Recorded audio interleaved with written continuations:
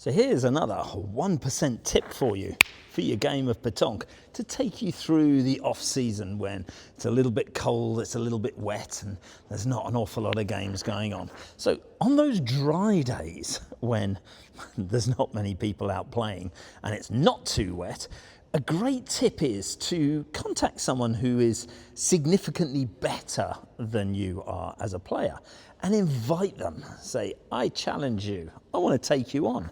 I want to see what you've got. I want you to give me your best. Because what this is going to do is, even if you get battered, you get used to that losing streak. Now you can film it, that's also a very good thing, because then you can analyze the strategies that you took, how you played, your particular technique for individual shots afterwards.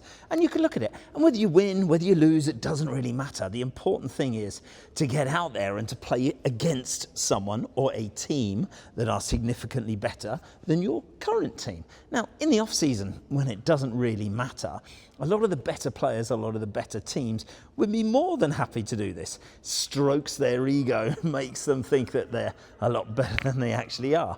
Especially when you say to them, don't take it easy on me. Give me a good leather in, take me to the cleaners, show me what you've got, because that forces you to raise your game. Because when you surround yourself with better players, when you surround yourself with people who are significantly better, more skilled than you are, your game has to raise to keep in line with them. Because you're not really going to have much fun if you're going there every single week and getting absolutely leathered. So you're going to want to put in that little bit of practice. You're going to want to put in that mental repetition. You're going to want to watch loads of previous things that I've done, such as the Bull Mine series, which is a really, really good way to work on your mental game, to work on your physical game, and to take it to different levels. Because if you're doing all of these things in the off season, when it actually comes to the season, when it is springtime, and the weather is a little bit better and everyone's getting ready and they've all got these dreams of grandeur and they've all got these things of saying, yeah, I am going to win interregionals, nationals, maybe it's your local competition, maybe it's your first competition. As long as you've put in that little bit of mental work,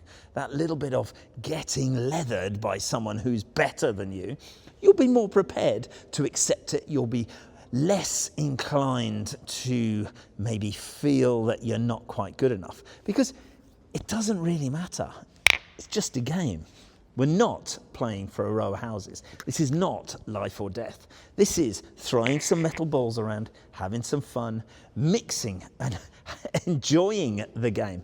That is one of the most important things. Now, whether you can enjoy losing and you can enjoy winning, that is the absolute pinnacle of the game, because then it doesn't really matter, because then you're focusing on the process rather than the outcome. Win, lose, doesn't matter. It's either you win or you learn. Sometimes when you win, you don't actually learn, because you could have won just by luck. You could have won by the other team playing really, really badly. Sometimes when you lose, it just happens. You can play your best game and you can still lose. But if you're focusing on the process and not the outcome, if you're saying, I am here, I want you to beat me, then you can learn immense things, not only about yourself, but also about your opposition. That's the 1% tip for today.